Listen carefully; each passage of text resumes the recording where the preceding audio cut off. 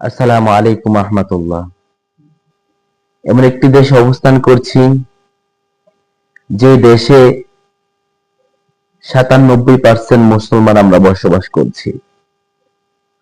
বড় কষ্ট এবং পরিতাপের বিষয় হচ্ছে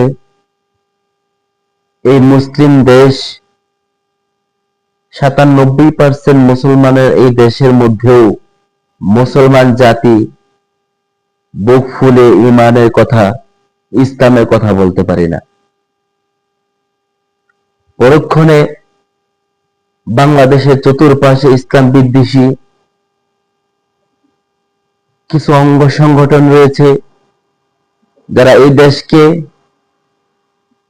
ইসলামের বিরুদ্ধে একটা হিন্দুত্ববাদী দেশ হিসেবে পরিচালনা করতে চায়। আমাদের পার্শ্ববর্তী দেশ ভারত তার মূল ভূমিকা পালন করে। ভারতের একটি সংগঠন যেটা বিভিন্ন দেশের মধ্যে নিষিদ্ধ হয়েছে, এমন একটি নিষিদ্ধ সংগঠন, এমন একটি জঙ্গি সংগঠন যার নাম ইসকন। ইসকন একটি জঙ্গি সংগঠন, ইতিপূর্বে বিভিন্ন দেশের মধ্যে নিষিদ্ধ করা হয়েছে। যেমন মালয়েশিয়াতে এই ইসকন নিষিদ্ধ করা হয়েছে, সৌদিতে এই ইসকন নিষিদ্ধ করা হয়েছে, ইন্দোনেশিয়ায় এই ইসকন নিষিদ্ধ করা হয়েছে, আরো বহু দেশ আছে যে ইসকনকে নিষিদ্ধ করা দেওয়া হয়েছে। যে সমস্ত দেশগুলো নিষিদ্ধ করেছে তারা কোনো ইসলামপন্থী দেশ না। ইসলামপন্থী দেশ না হওয়া সত্ত্বেও তারা নিষিদ্ধ করেছে একমাত্র তাদের সন্ত্রাসী কর্মকাণ্ডের কারণে। আমাদের বাংলাদেশও তার ব্যতিক্রম নয়। বাংলাদেশ একটা মুসলিম কান্ট্রি হওয়া সত্ত্বেও ভিন্ন ধর্ম অবলম্বনকারী লোকেরা ওই দেশে বসবাস করে। আমরা কখনোই মারামারি কাটাকাটি এগুলাতে বিশ্বাসী না, বরঞ্চ আমরা একটি ঐক্যবদ্ধভাবে সকল ধর্ম অবলম্বনকারী লোকেরা আমরা এই দেশে সুন্দরভাবে বসবাস করি।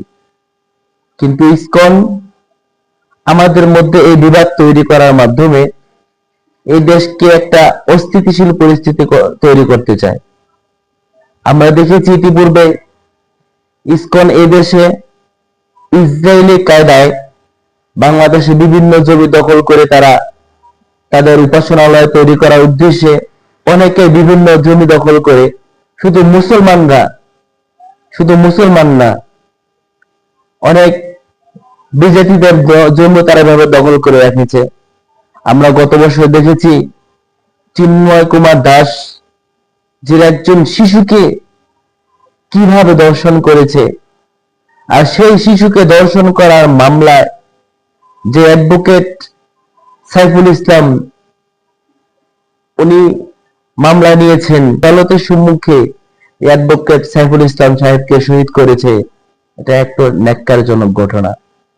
বাংলাদেশ ইতিহাসে এমন কোন ঘটনা ঘটে নাই যে যিনি বিচারক তিনাকেই শহীদ করার জন্য প্রস্তুত হয়ে গেছে। এত বড় নিষিদ্ধ একটা সংগঠন ইসকন, এত বড় জঙ্গি একটা সংগঠন ইসকন। তাই বাংলাদেশ বর্তমান সরকার মহোদয় ডক্টর ইউনূস সাহেবের কাছে আমাদের আকুল আবেদন যে এই ইসকনকে অন্যান্য দেশ থেকে যেভাবে নিষিদ্ধ করে দিয়েছে, এই মুসলমানের দেশ, এই শান্তি ও নিরাপদ ভূমি একটি দেশ, সেই দেশ থেকে এই ইসকনকে নিষিদ্ধ করে দেওয়া হোক এবং এই নিষিদ্ধ আগামী 24 ঘন্টার মধ্যে কার্যকর করা হোক। আমাদের ধর্মমন্ত্রী ডক্টর আফামু খালেদ সাহেবকে বিনীতভাবে অনুরোধ করব এই বিষয়ে যেন আপনিও সুন্দর সুস্থভাবে এই দেশ থেকে এই ইসকনকে নিষিদ্ধ করার পক্ষে সাফাই গাইবেন এবং পক্ষে রায় দিবেন।